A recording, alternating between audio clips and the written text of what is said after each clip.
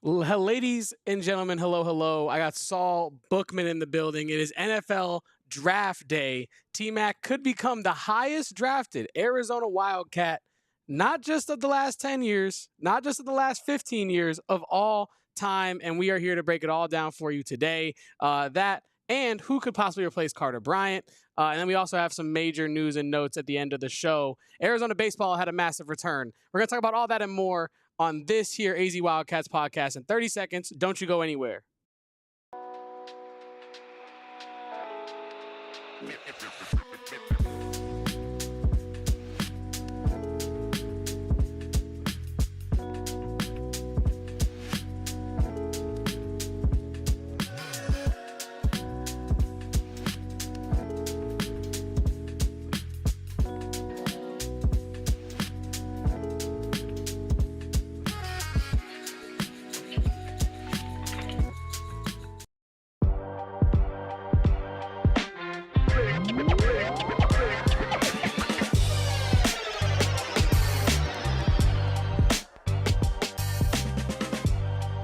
Yes, indeed. We love to hear this music.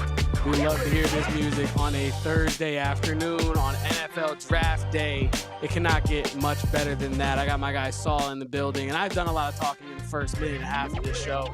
Saul, how are you feeling? You have a new locale. Where are you at these days? I'm out here in Dallas, helping them out with the first ever DLLS draft that they're going to participate in. So it'll be a fun night because that could be where T-Mac ends up going. So hopefully that'll be the case. How sweet would that be? T-Mac, for all the DLLS crossover we could do, we have a lot to teach them in terms of getting ready to learn who T-Mac is as a receiver. Because a lot of people are starting to doubt the kid. So I don't know. I know you've been seeing it. You've been commenting on it. We're going to get to that a little bit later in today's show. But I wanted to start here with you, Saul. Just the fact that you have not been on our airwaves here in a little bit. It's been a little minute since UI and Damon have caught up. So I wanted to let people get into your world a little bit. How have you been dealing without Arizona basketball to keep you going every day?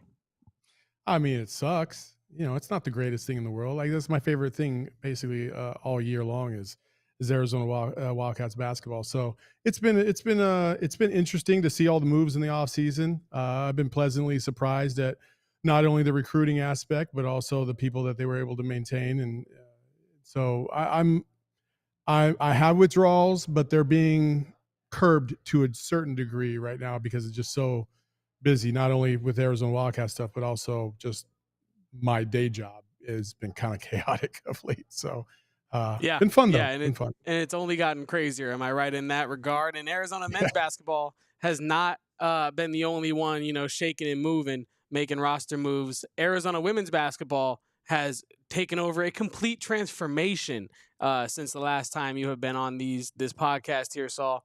So I just kind of wanted to poke your brain a little bit about women's basketball, how you felt about the departure of Alijah Barnes and the arrival of Becky Burke.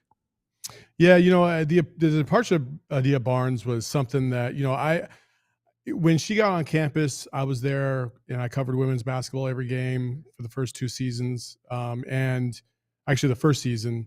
And I remember just thinking, this program's in good hands. And that came to fruition. Obviously, they got all the way to the national championship. But I think after that third or fourth year, actually after the fourth year, when you just saw this mass exodus of kids every single year, resources or not, I think relationships matter. And when you're constantly resetting the table, I think that doesn't necessarily speak volumes about the program as much as it does the coach. Because you can't have that kind of crazy turnover year after year. It seemed like a new roster every single season. And how do you build a program like that? I just don't get it. And I understand the resources. I understand money and all this other stuff. I get that. I do. But I think that there's some creative ways that you could approach this with. And if people have the confidence in order for you to build your program, you establish that you want to build a consistent program that doesn't have as much changeover year after year, then I think people are a little bit more trustworthy in terms of investing into that program. But when you have so much movement every single year, it is hard to convince people this is going to be the year. This new group of 10 people is going to be different. This new group of 10 people is going to be different. Like, the constant changeover, it was a little tough to watch. And I had questions, not knowing what was going on behind the scenes So when you bring in somebody like a Becky Burke, it seems like from the surface, again, like you got to be careful because you have the same kind of vibes that Adia gave you when she first got there, right? Like just, oh man, we're in much better hands because, hey, going from Nia Butts to Adia Barnes was like going from the ground to space. It was just a whole nother world. And with Becky Burke, I feel like she's already doing and saying the right things. She's already proven that she's got tremendous recruiting chops and able to, just really hammer the transfer portal to such a large degree already. And there's more to come. And from everything I've heard, it's just been a home run hire. So I'm optimistic. I want a program that's consistent more than anything else. Consistent not only in their approach, consistent from roster construction, and consistent from identity. And I think that there were some flaws in Adia's program, not only from a talent perspective and really when you're constructing that every single year, it's hard to find the right pieces that fit. I want that identity to be clear. And that wasn't the case every single year with Adia. I think with Becky, hopefully that'll be the case. And more importantly, can she coach at a high level? Can she create opportunities for her players to succeed, especially the star players? One only needs to go look at the last play of Adia Barnes' tenure at Arizona to realize that sometimes the schematics just weren't lining up. And that's no knock on Adia. I love her to death, but it just wasn't working anymore. So I'm happy for this new change. I think it's going to be good for both entities.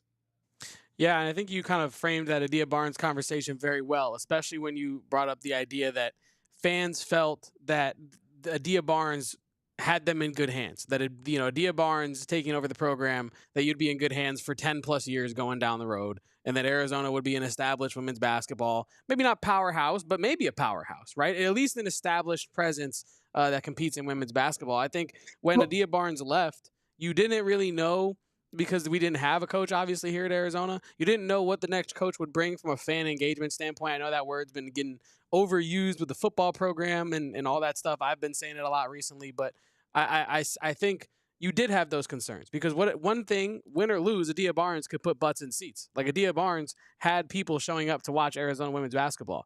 And I was concerned that would you lose that if you go hire a coach that doesn't have the same a cachet with the fans, right? But Becky Burke comes in, and I tweeted this the other day. You haven't seen the basketball yet. You haven't seen a single, sideline out of bounds. You haven't seen a single set piece, like nothing. But everything that Becky Burke has done since she's landed in Tucson and gotten to work on campus seems to be the right moves. And it's instilling a lot of confidence in fans. And I think that is half the battle at this point for her, in terms of making fans feel like, all right, we were looking towards the dark ages of Arizona basketball. Becky Burke comes in, and now at least things feel like they're going in the right direction again. Do you agree with that, or are you feeling something a little different? No, I agree with that. I think that they're, listen, if they get to a point where they have the same kind of record as Adia last season, but the feel could be different, right? It's kind of like the Suns, right? Matt Ishbia talked about how, there's going to be seasons where they are both better and worse than their record this year, but it's going to feel better no matter what, because the identity of what they're trying to build will be a lot more clear. The type of player that they're bringing in is going to be clear. And I think that's kind of what Becky Burke is going to do as well. Like, you're going to feel better. You're going to feel like, potentially, hopefully, you're not just throwing games away, or you're not limited on talent, or you have to make sure that X player gets this many touches, because if she doesn't, then this team has no chance to win. Like, I think it'll be a little bit more consistent from top to bottom. And then I did want to go back to one other thing I do want to make a point of. Is like, it matters. Like one of the things I think I would say I was more disappointed in Adia leaving is, like, character matters. And as a head coach, you have to be as close to the epitome of the type of identity and the player that you want to bring in as possible. Character's got to be outstanding.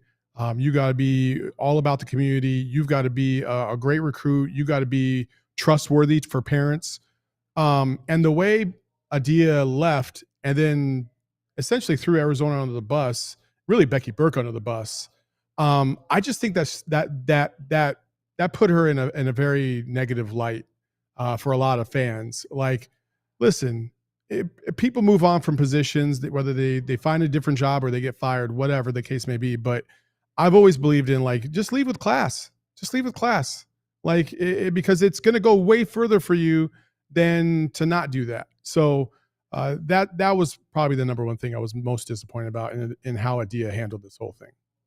You know, we won't dig in too deep on that, but I will continue on that topic for just one more moment, because you're kind of talking to that exact fan. You're talking to me, because I have been a Adia Barnes defender, a Adia Barnes sympathizer for, you know, Same. most of her tenure at Arizona, right? And then when I started to see the comments she was making about, you know, mid-major coaches, and they were just such transparent comments, right? They were just so easy to see through and to see the real motivation behind them. The long ranting posts in the Facebook group, like the Twitter, like the walking back of her other comments, it all just kind of soured the I don't know, the memory, I guess, of Adia Barnes' tenure at Arizona. It really felt more contentious than it had to be.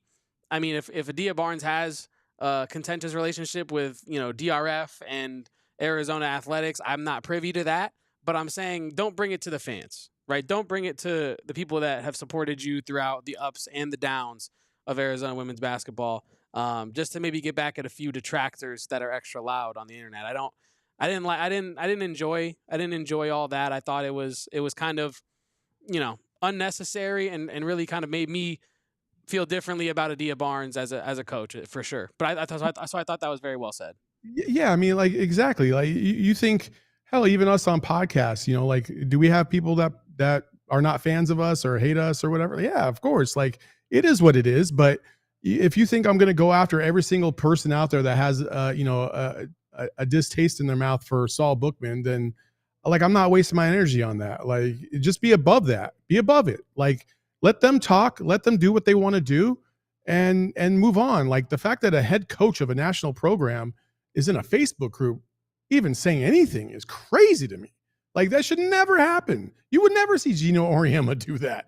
I mean, like, what are we doing here? So, yeah, to your point, Kevin, yeah, 1,000,000%. I that's spot on. Like, you got to be above it. Like, what did Michelle Obama say? When they go low, we go high, kind of thing, right? Like, let's go. You got to be better than that. Yeah, no, very true. Michael in the chat says she built up the status of Arizona women's basketball, and then to leave in that fashion almost takes away what she did here. And it is very sad to say that, like, you know, whether you agree with Michael or you don't agree with Michael, it's sad that her comments have put fans in that place to where it's like, how do I really feel about her tenure here? Even though I, you know, just hours ago felt, you know, also, Michael, you're all good for your typos. Adia has a bunch of typos in her rants as well. So I totally understand. Maybe we'll just call it an homage to Adia Barnes there. There you go. Me and Saul have a lot more to talk about on the other side of this break here on the AZ Wildcats podcast. Well, Saul, I would like to talk to you about our friends over at Carol Royse Team. Some of the nicest people in the Valley, and you want the nicest people working with you on all your home decisions, because you want people you trust. You want people that care about your best interests, and that is our friends over at Carol Royse. Diehard Arizona, the state of Arizona, the general state of Arizona sports fan is Carol Royse herself. Came into our office, preached to us about the importance of home ownership and how that can set you up for success, not only in the short term, but for long term, and not only for you, but for your future family and all of that as well. It is extremely important to work with Carol Royse because they have the best lenders in the game. Many agents will overprice your home and pray, just hope that it sells so that it looks great for them. But that's not what Carol Royse does. They will accurately price your home and guarantee that it sells. For the past 3 decades, Carol and her team have been selling homes faster and for more money than average agents, selling over 12,000 homes, which is just an unbelievable amount of lives changed by Carol Royse, and they could change your life today. Carol helps more clients buy and sell homes in a month than the average realtor does in a year. They will guarantee to sell your home for 100% of the market value, or she will pay you the difference straight up.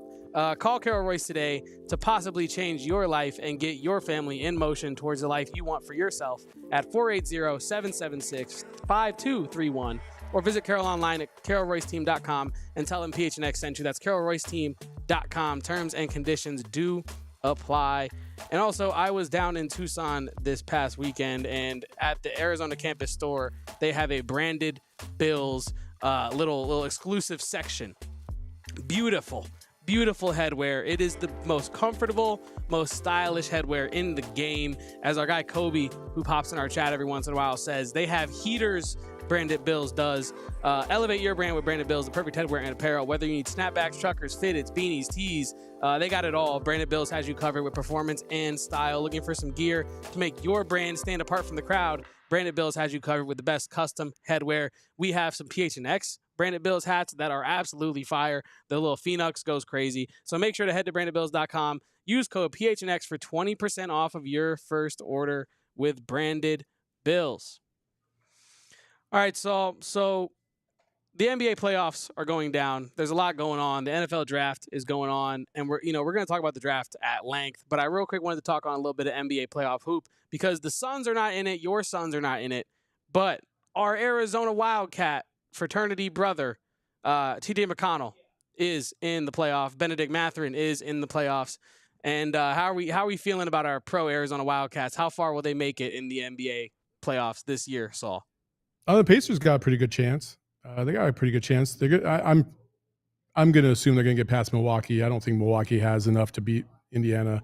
And TJ and Benedict are going to have a lot to say about that. But Tyrese Halliburton's been playing crazy anyway.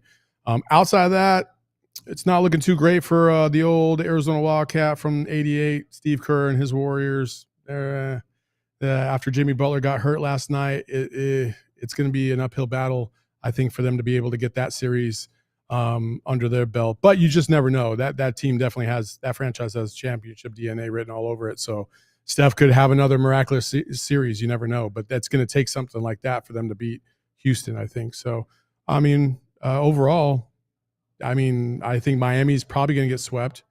I don't see much for Miami. And, Pelle Larsson and company, that's about it.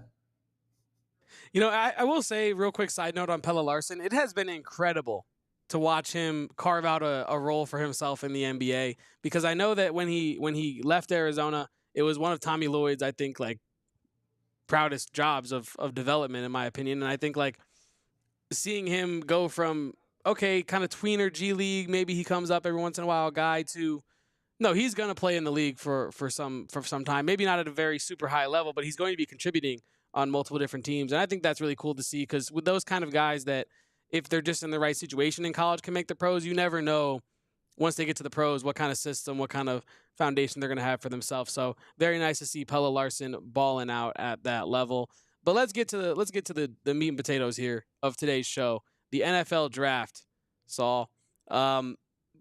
T-Mac, lots going on with T-Mac. What do you make of everything outside of T-Mac in the general NFL draft before we dive in to our sweet, sweet boy, Tetairoa McMillan?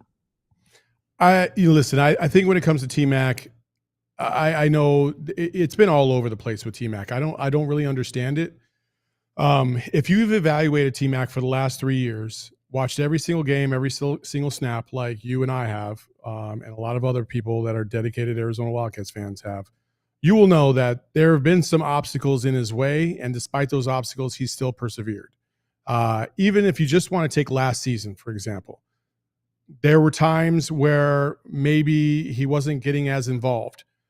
There were times where maybe at the top of his route, maybe he kind of let off the brakes. Well, yeah, because he'd been running for like 10 seconds straight and could not get the ball thrown his way because Noah Fafita's in the backfield running for his life.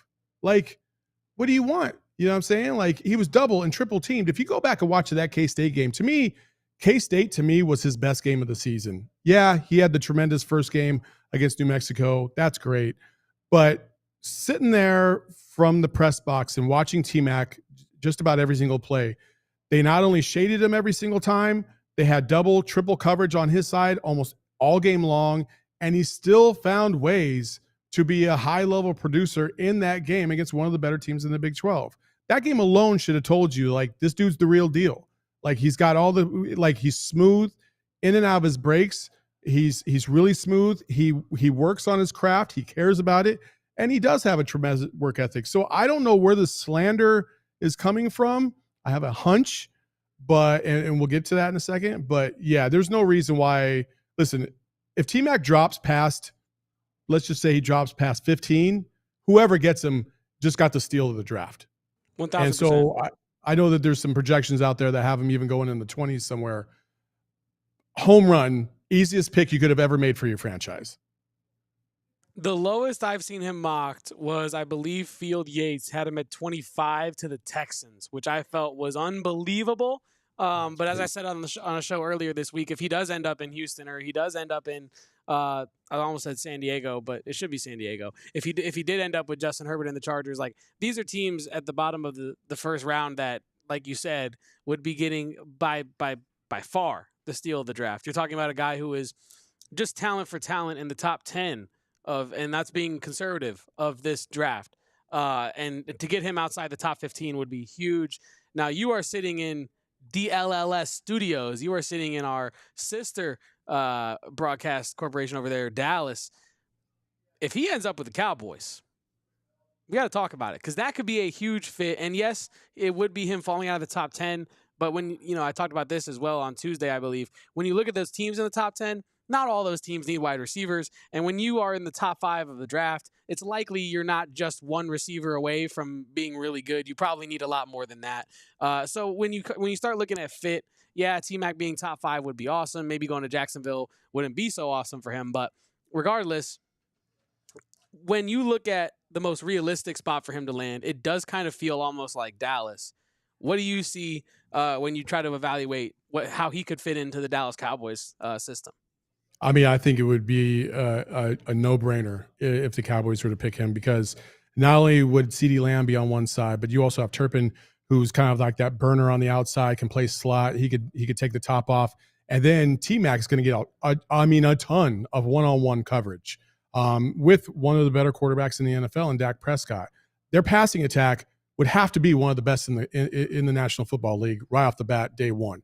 So to add a guy of his caliber onto that roster would be insane, because you legitimately would have 2 guys that could easily get 1,000 yards a season and be high-level producers. You have one guy who is an exceptional route runner, physical, his run after the catch has been phenomenal in CeeDee Lamb. And then you have somebody else who also, not quite the burner, but also very elusive, very smooth, can make guys miss, can go up and get the ball. And I don't even think we've seen peak T-Mac in terms of his verticality at getting the ball. I think a lot of what he has showed has been, listen, his length works out for him, but I still think that there's another level for him to be able to go in those jump ball scenarios. He's so good at knowing where he is on the field, and his awareness, and his hands are elite. To me, those are the 2 things that are probably the most important outside of route running that you need in a wide receiver, and T-Mac has those. So what are we even talking about?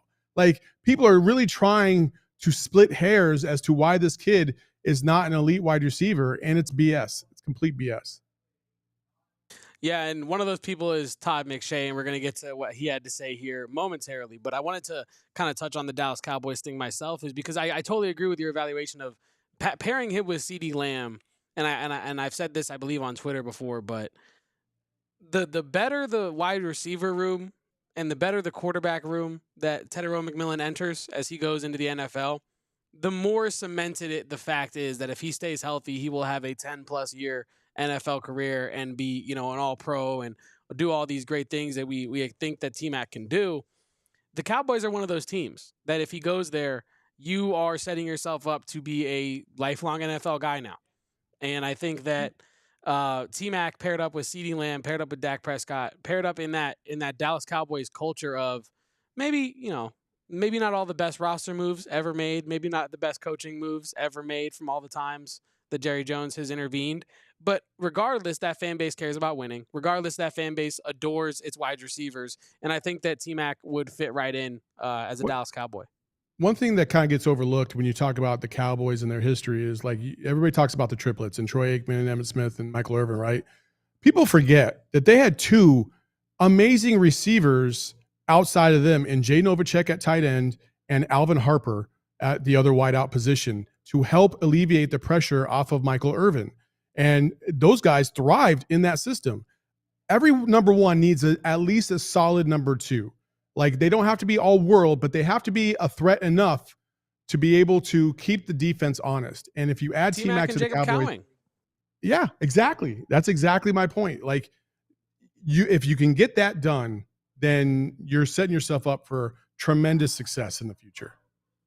Yeah, and I love the idea that you bring up of T-Mac being the number 2 guy in these scenarios, because there are some teams that would draft him where he would be the number 1 guy. And while I love that for T-Mac, and while I love that for his just pure getting touches and touches equal development, and I get all of that, but I do think there is a level of, diminishing returns with giving a guy too much responsibility too soon. I think T-Mac being able to learn under a guy like CeeDee Lamb, or even to an even lesser extent, Brian Thomas Jr., if he goes as high as 5.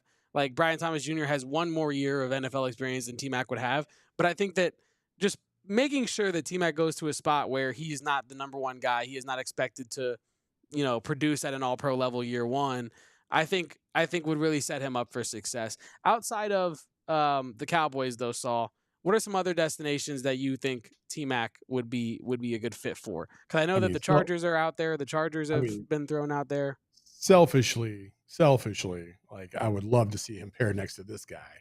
Like, will that happen? Listen, I think in the rarest of circumstances would that happen, the Cardinals would need basically every single one of their prospects to be taken off the board that they really valued, and then nobody want to trade up to get anybody to swap spots with them. So it would take a little bit of a miracle for that to happen.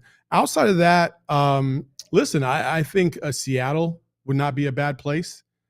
Seattle, now that they got Sam Darnold in the mix, Seattle, they've kind of got that kind of grinded out team. He would have some guys to be able to learn under as well. So I think that's a spot that you could kind of see that you would like.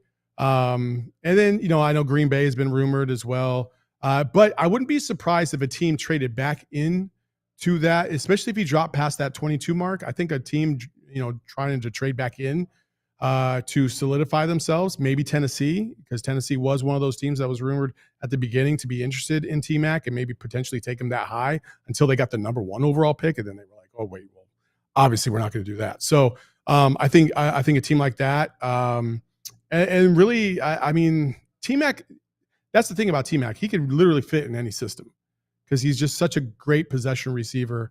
He can go up and get it, his size, his length, all that stuff. So I would say probably, like Tennessee, Arizona, San Diego would be, or I'm sorry, not San Diego. Chargers. See, it's too easy. I do the same thing too. Los Angeles Chargers. I think that would be Justin Herbert and him. Come on, man. That's not even fair. It would feed families. It would indeed feed families. It feels like it makes too much sense for him to go to the Chargers. That's well said. Because Harbaugh would eat up the opportunity to work with a guy like T-Mac, the versatility that he brings and the workman-like mentality that he does bring. Before we get into the Todd McShay stuff, I wanted to bring to you one more option for a team that I think has been gaining some steam that could potentially draft T-Mac. Right in that 22 range, actually, that you were talking about, of teams potentially trading back up into that. Number 23, I believe it is, the Green Bay Packers have been gaining steam for picking up T-Mac. How does that make you feel of the fit with him and Jordan Love and Christian Watson when he's healthy? Well, since I hate cheese, I will just say cheese? I do not like cheese at all. Are you new to this program? Come on, Saul. You can't. It's pretty well known that I'm not a big cheese fan. I mean, yeah. Cool. He gets to play with Jordan Love. I don't really like the Packers. But again, I will say this, their coaching staff does a tremendous job like they do every year in and out. Matt LaFleur, is one of the better offensive coaches in the league. So he would be set up for success 1,000,000% for sure if he went to the Packers. So he'd be in good hands. I just would not love to see him in a Packer uniform. I mean, there's not many people you would love to see in a Packer uniform. It's kind of one of those things where it's like, the Yankees, the Cubs to an extent, the Cardinals. I know these are all baseball teams, but you get my point. Like the Celtics in the NBA, there are just teams that, for better or worse, really will never change truly what their jersey looks like. I think that the Packers are one of the teams maybe for worse, and I'll leave it at that. Todd McShay had a lot to say about our guy Tetairoa McMillan, Saul. And I will let you set up this clip because, ladies and gentlemen, to pull behind the curtain, Saul, when we were talking about what we wanted to talk about today, said, we got to talk about this Todd McShay stuff because I got something to say. So, Saul, please set up this beautiful clip from Todd McShay. Well, Todd McShay starts off by saying something kind of crazy, and you're going to know the tone as soon as he says it. Two different things, and we'll bring that up right after this clip. I don't trust him. Okay. I don't trust, and I have reports, and I know that Jedd Fisch had as one scout said when he was great when Jedd Fisch had his foot on his throat. Don't take that the wrong way. Like, obviously, it means like someone who is monitoring and making sure that pushing him, driving him. Correct. When Jedd Fisch left town, there was a new sheriff in town, and it was Tet. Yep. Tet didn't like to work out and practice hard unless a scout was in attendance. Showed up on the routes. Okay. Quitting on balls over the middle field. Didn't think he showed attention to detail. I get offended personally for Drake London when people say, oh, he's the next Drake London. Yeah, no, he's the same size. He makes the same acrobatic catches. Drake was a dog. That's okay. So, A, called him Tet. Nobody in the world ever calls him Tet. I don't know where he got that from. That just tells me, A, you really don't know what the hell you're talking about. B, he literally just told you exactly who was slandering T-Mac. And that was his former coach in Jedd Fisch. Like, straight up. Didn't even hide it.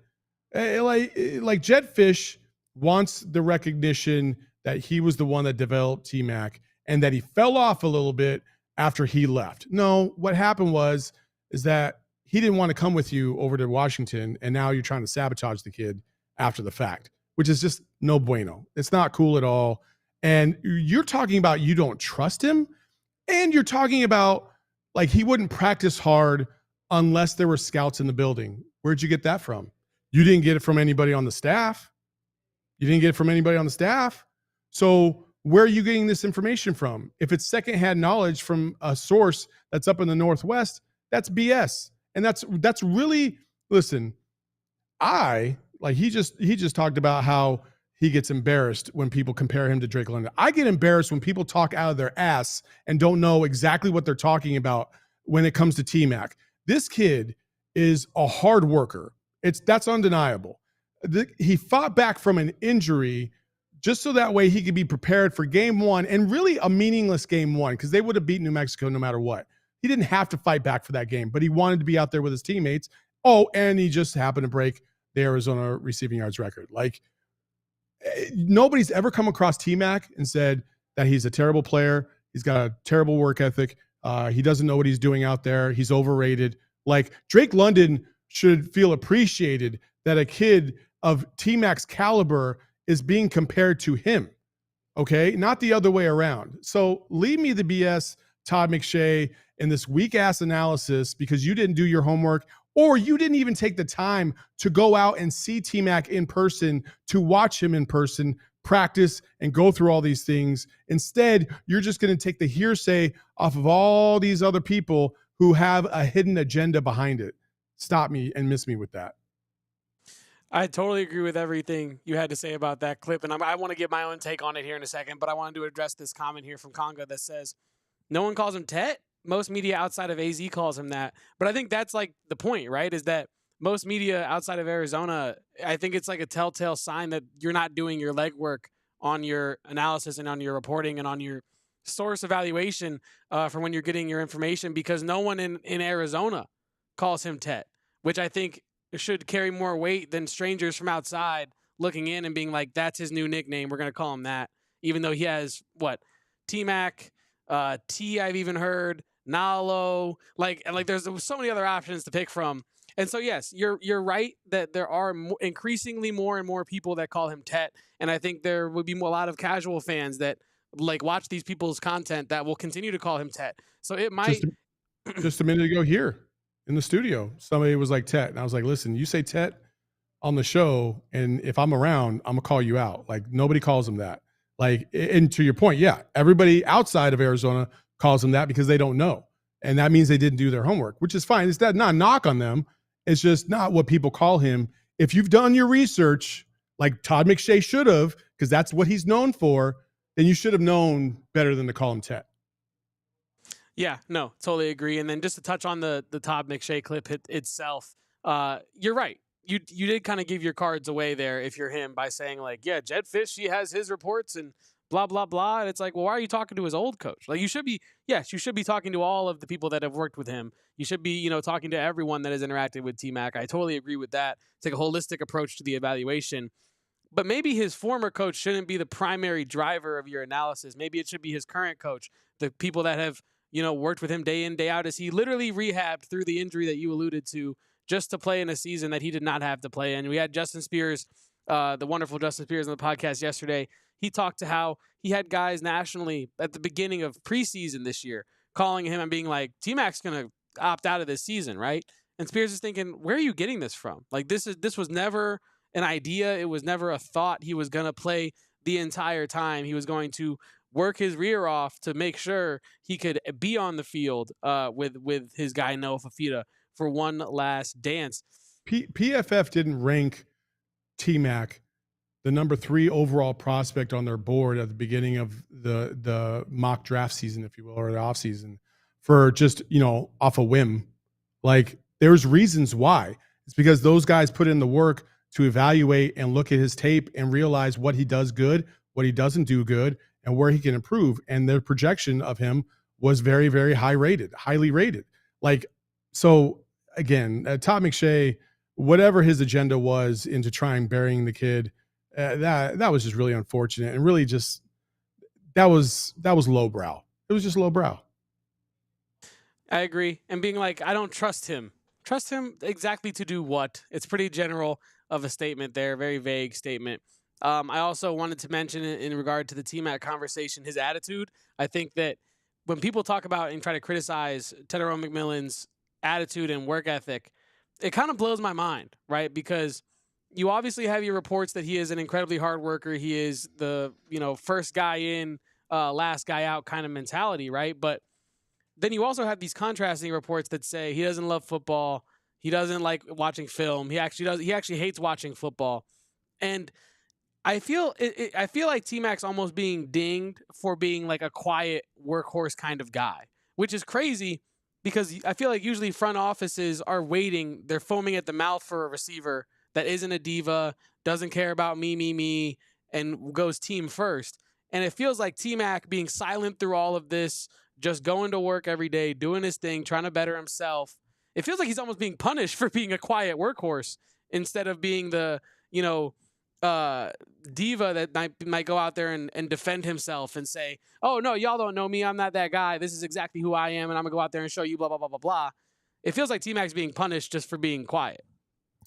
If Todd McShay is going to use, if he's going to use the word dog with Drake London, I can only assume that when he says that, he means somebody that's vocal, that's just like, is going to try and intimidate you type of deal, right?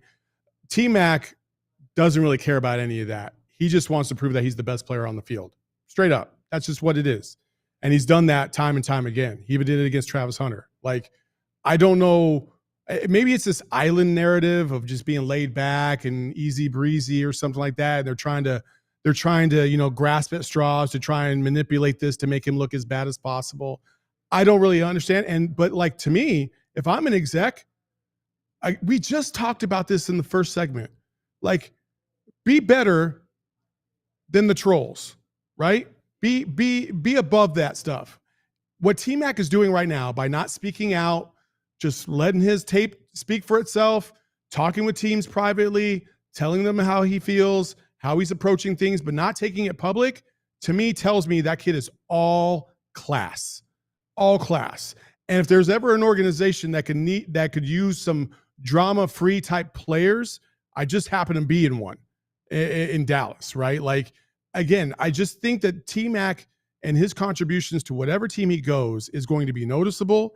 It's going to be very well received and appreciated.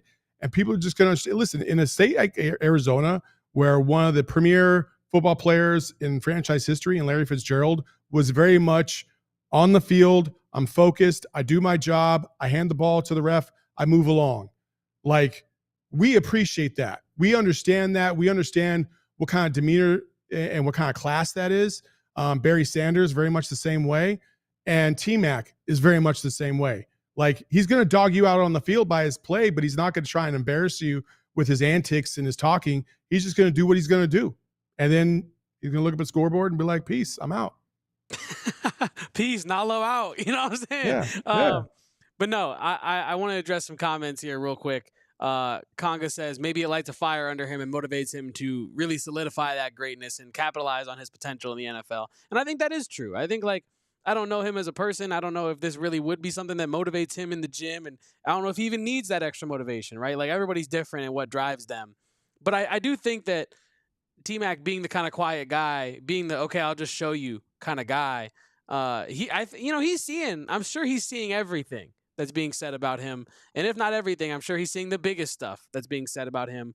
And I'm sure that Todd McShay video is making its way back to his screen at some point, at least today. So, yeah, I do think I have reason to believe that it would motivate him and really want him to grab that potential by the horns, so to speak. No pun intended, because you are in Longhorn country. Michael says, I've determined it has to be collusion by a team that has a pick in the 20s. Someone put some gossip out there in hopes to have him slip to out of the top 15. A contender wants him. And yeah, I mean, you do sound like you got a little bit of a tinfoil hat on, to shout out to Espo, but I think that this stuff happens every year with tons of prospects. And as nasty work as it may be, sometimes teams do this kind of stuff.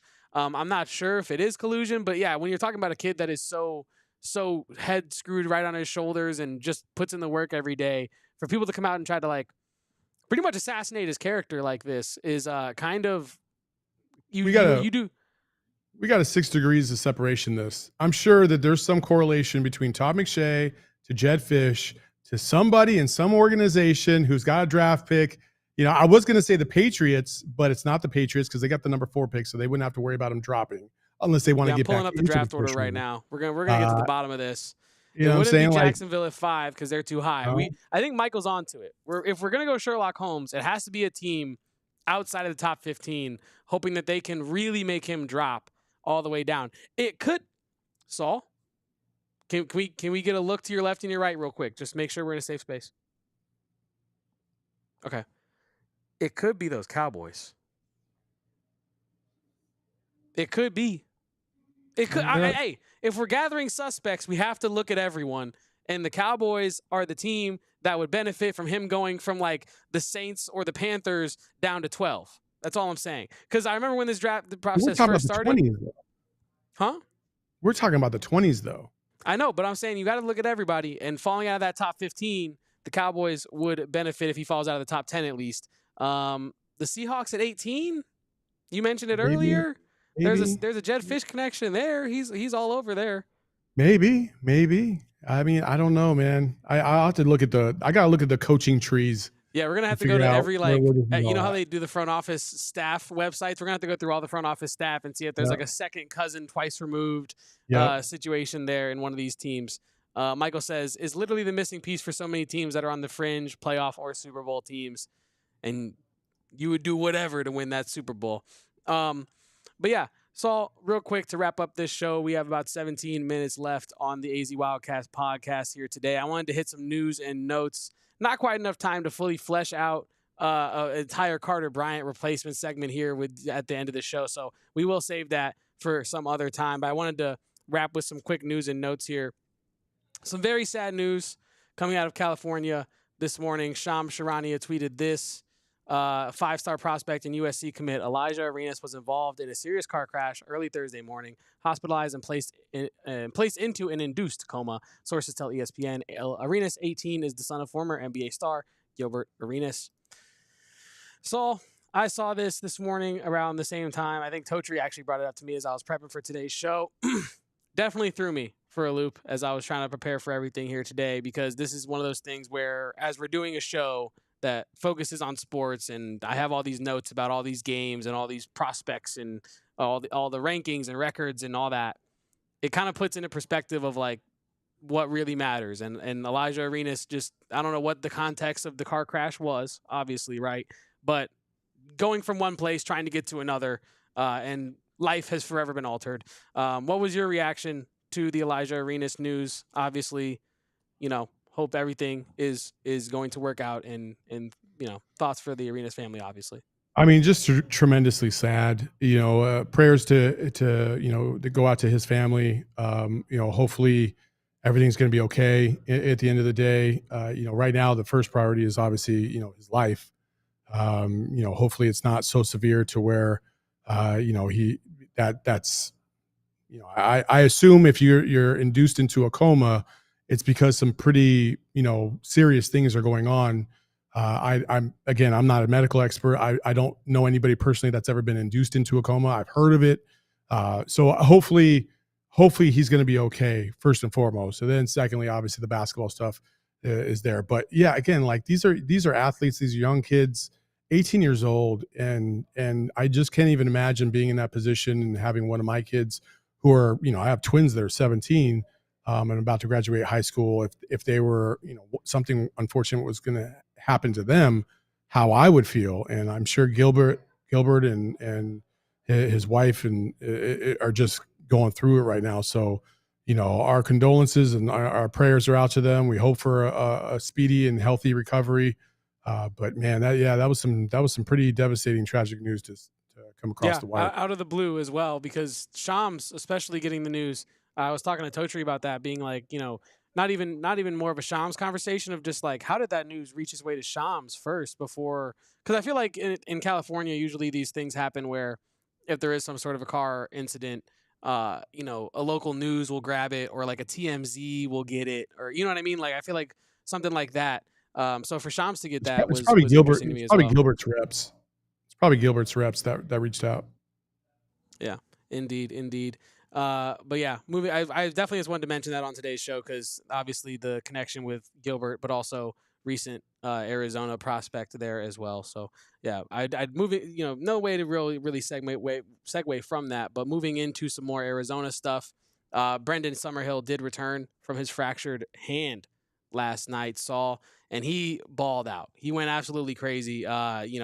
This is a player that Arizona is 19-5 with Summerhill in the lineup, and 20-3 at home with him in the lineup. This is a player that really changes the ceiling of Arizona baseball going into the toughest time of their season. But they do have a little bit of a reprieve here on the schedule. They had a game against UT Arlington as they move to play Lubbock. They move to Lubbock to play Texas Tech here coming up in a 3-game series this weekend. Texas Tech kind of struggling right now, 13-23, 8-10 in conference. Meanwhile, Arizona 29-11, 12-6 in conference. So this is kind of a chance to create some more separation between you and Texas Tech, and also just ease Brendan Summerhill back into the lineup and make sure all things are humming at all capacities. Saul, are you going to make it out, by the way? Because I know you're a very busy guy. You're an extremely busy guy, always jetting all over the place, doing whatever, who knows. Are you going to be able to make it out to any Arizona baseball or softball games this year, despite the busy schedule? Probably not. And like full transparency, I'm not the biggest baseball fan in the world. I follow along, and when the team's doing good, I watch the bigger games. But I'm just, it's like 5 hours to watch a college baseball game, bro. Like, give me the Cliff Notes. I'm not even trying to go there. Like, I'll catch every highlight, or recap of the game. I'll read the articles from AZ Athletics, or I'll see some of the tweets from like Michael Lev and company and stuff like that, which is pretty cool. But I'm not a diehard like that. I just am. They're the number 16 team in the country. They're the number 16 team in the country, and I think they've been close a couple times, especially when Jay Johnson was there. But and they've got a great program. I think Chip Hale's doing a good job. I know a lot of people are on his butt, like Kobe, but I think that they've got a good program, one of the top 25 programs in the country, and they seem to be moving along in the right way. Softball, a little bit of a different story with softball because I don't know if you know this, but I did play-by-play for softball for 2 years on the Pac-12 streams when they were not on the actual Pac-12 channel. They were the digital streams. And it was some of the funnest times I've ever had doing play-by-play, and I really loved being able to watch that team play. And so I try to follow them as much as possible. I know Devin's doing a fantastic job on both in pitching and also hitting. One of the better players in the country. Golden ticket. I mean, she's a dog. She's just awesome. And so, you know, I know that they've had their ups and downs, and, you know, they started off the season very strong, and, you know, hopefully they can find their way to another Women's College World Series. Indeed, and we'll stay on the women's side of things here. Becky Burke picked up another transfer, and this time it is a big, you bring back Mago, you bring her home. You bring Tetairoa Mago home to Tucson. She played at prep at South Point, Sunnyside, and Southern Arizona. So this is a Tucson native. You needed a couple bigs on this roster. You pick up Nora Francois the other day, and now you pick up Mago from Texas. I mean, again, we spoke on it earlier in the first segment a little bit, but this is more of a specific. Huh? She was from Tech, right? Yes, Texas Tech. What did I say? Texas. Oh, my bad. Yeah, from Texas Tech. Yeah, you got to be careful around here saying that. You know what I mean? No, I know. I'm going to get you hurt, even though I said it. But no, yeah, Texas Tech in Lubbock there. That's where you get her from. Even though she's originally from Tucson, nice little homecoming here. It's nice to see that Becky Burke understands. Not that she wouldn't understand, but it's always a nice to be reassured that the coach understands the importance of keeping talent home and bringing talent back that might have escaped the state at one point. Again, we talked about it in the first segment, Saul, but what do you know, we haven't seen it on the court, but this is another positive sign of Becky Burke's roster construction. You have a couple talented guards. You pick up Cameron Kitchen as well, who you really don't know what she looks like on the court yet. She hasn't really gotten the chance to play very much when she played at Virginia. But there's high upside on all these players. Now, again, the floor is low. I admit the floor is quite low, but the ceiling could also be high. How do you feel about Mago and just the general roster construction now that you have more solidified positional assignments? Man, that is a tough question because straight up, like, I have not watched a lot of Becky Burke offensive sets, defensive sets. Haven't watched any of her tape in terms of how she likes to construct, you know, her sets and stuff like that. So I guess I got some homework to do.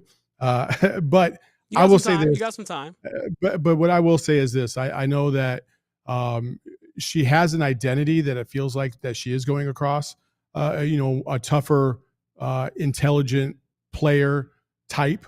Not necessarily the most skilled in the world, but from the players that she's gotten, they will all be effective at their positions. And that's, I think, the biggest thing for her to try and grab. And listen, you got to put something together as fast as you possibly can, just to have some type of roster heading into next season, some stability. After this, when we get to, you know, this summer, that's when you're going to start to see Becky Burke really make some headway in some of these spaces. And we'll see where does the NIL put her?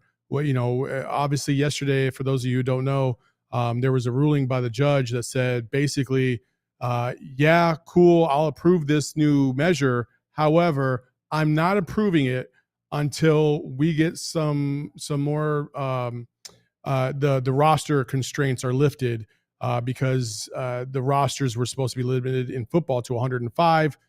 She doesn't think it's fair to just cut these kids loose because you're trying to get to some minimum, some maximum requirement. So assuming the NCAA does modify that, then everything will be full go. And then you have kind of a salary cap. How much of the pot does Arizona women's basketball get in this regard? I don't know if it's going to be 500,000, $1 million, 250,000. I don't know what that's going to look like, but it's going to be important because everybody else has kind of got their own way that they're thinking about this. I know for a fact that there are some schools, in talking to some of these ADs, some schools are going to invest more into scholarships. So baseball gets like 11.5 scholarships, which I did not know. I didn't know baseball only gets 11.5 scholarships a year. Did not know that. Indeed. Some of these programs are going to just flood it and say, no, their entire roster will be on scholarship at 27, which is a major difference in terms of recruiting to be able to get some of these kids around the country to come because they know they can get a full ride scholarship with you. So that's one. There's been others where like a certain percentage is going to go to football. A lot of SEC schools are probably going to put a majority of their money into that football bucket. So how much is left for men's basketball, women's basketball, and all your other sports? Who knows? So I think with Becky Burke, I think that hopefully she gives me the impression that she's been able to do more with less. And if she's able to just boost that up a little bit, a couple 100,000 here or there, I think she can make some significant progress in getting some big time talent to the fold. The biggest thing for her is Adia already built this up to where the floor has been raised, and where now you're averaging about 3,000 to 5,000 every single game, no matter what, if not more. Now, can she take that floor from 5 to 7 or 7 to 9? You know what I mean? Like, can she lift that floor and create a habitual NCAA tournament threat in Tucson? Like, I think it's very possible, and I think she could do that. And if everything is true from what I've heard in terms of her demeanor, her approach, her relationships, it's hard to believe that she wouldn't be successful in this endeavor. Taz in the chat here says, T-Mac wants to be a Dallas Cowboy. He'll get paid the most and shine the brightest there. Who do you want, T-Mac? When do we want him? Now. I felt like I had to bring that to your attention. I feel like the fans of the Dallas Cowboys are already starting to slither into the chat here, Saul, and he hasn't even put on the helmet yet. But yeah, on the Becky Burke I'll say this. I told you guys in the chat, if he gets drafted, our guy Clarence doesn't know this, but I'm absolutely going to just jump on his back and go to the facility tomorrow morning, because they do their pressers in the morning on Friday morning instead of tonight after the draft pick happens, or after the draft. And so if that happens, then and T-Mac is the pick, yeah, I'm gonna be there. I'm gonna get some stuff. So we'll see how it goes. It's the Homelander meme. Like, it's gonna happen, and I will be there no matter what, regardless. Yeah. I'll be there. But yeah, no, Saul, on the Becky Burke thing, you said that she seems like a coach that can do more with less. She certainly is a coach that can do more with less when you look at her track record and the year-over-year improvement at programs that honestly, quite frankly, have no right having year-over-year improvement in their women's basketball programs. I was really impressed looking back at Becky Burke's resume from a team-building perspective, not from like oh my God, she has this many national championships and blah, blah, blah. Like, I think the coach that Arizona women's basketball got, I think, is someone that can do more with less, and is someone that is willing to put in the grind in this NIL era to retain players and to go get players in the portal, because that is exhausting. I think we've seen that with the last coach at Arizona women's basketball. It is exhausting to have to keep up. I think I saw a tweet. There was a statistic that 30% of all women's basketball players in college either change rosters or enter the portal every year, if not more than that, which is unbelievable. And so to be able to deal with that roster turnover is exhausting. But I do have faith in the early days that Becky Burke is someone that won't be tired out by that grind. And one more thing. You know that 40% of athletes that hit the portal never find another school to play for? Correct. That's crazy. I keep telling you, we're going to need, you know what it's going to take? You know how I forget, shout out to Max because I forgot the brand anyway, but Brand Redacted Sportsbook had a advertisement about, don't be a loser. Don't DM a player after your bet loses. And I thought to myself, like, damn, it's so sad that we need to have that these days. You have to advertise that. It's pretty soon, Saul, we're going to need like a Sarah McLachlan in the arms of an angel, but for the transfer portal. And it's going to be a bunch of sad basketball players in a library, like waiting around for a text or something, and just, hey, for $1 a day, you could help Hunter Dickinson find a new home. You know what I mean? Like that's the kind of stuff that we're heading towards, Saul. I would like to say, like, did you believe your press clippings? Did you? Yeah. Did you believe all the people around you that gassed you up for no reason? Yeah. You should probably get some more people on your side that know what they're talking about and stop gassing you up. Find people that will tell you the truth. Okay. Do not go to the NBA right now because you are a tweener.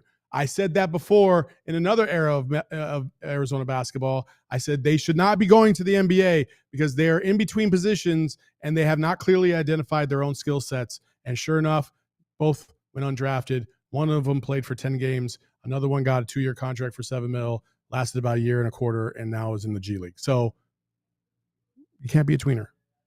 1,000%. And two more quick news and notes before we get out of here.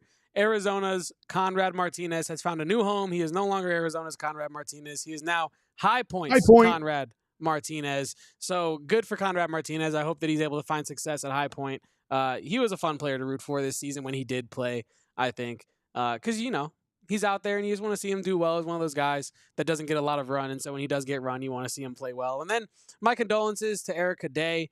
I'll offer up Saul's condolences as well because linebacker Justin Flo, Erica Day's favorite athlete of all time, has entered the portal, a.k.a. Heem, a.k.a. Heem Jones. Justin Flo, not very great on the field for Arizona, but I think probably a fan favorite off the field, and definitely the most, I'll just say, clippable player. He's always doing something on camera, whether it's jumping, running, screaming, grabbing Jedd Fisch in that video that's been going around, recirculating of him, Jedd Fisch, remember from last year or 2 years ago now, when he's like, play the song or sing whatever. But yeah, Justin Flo in the portal. Sorry to Erica. Is no mo. And on that note, this show is no mo for today. He is Saul Bookman. I have been Kevin Thomas. This has been the AZ Wildcats podcast. We appreciate each and every one of you guys for tuning in. Hopefully today, T-Mac goes to the Cowboys or something in the top half of the first round, and we can really celebrate this joyous moment and not have it be bittersweet because T-Mac fell super far in the draft, and now we're just kind of happy he's still in the first round. Saul, I appreciate you for joining me. I know you're a very busy man. Your set there looks beautiful in DLLS. Maybe I'll have to take a visit to Dallas at some point and see that plant. Well, I don't know what kind of plant that is for myself. But yeah, where can they find everything you're doing on social media? They don't sell weed in Texas, so it ain't that. You can follow me at Saul_Bookman on Twitter and on Instagram. Well, thank you for joining me, Saul. You can follow me at Kevo Post on Twitter. You can follow the podcast at PHNX_Wildcats. Until tomorrow, folks, Erica L. Day will be on the podcast. We'll be talking more women's basketball and probably more Justin Flo. But until then, bear down and go Cats. We all silly like the mayor.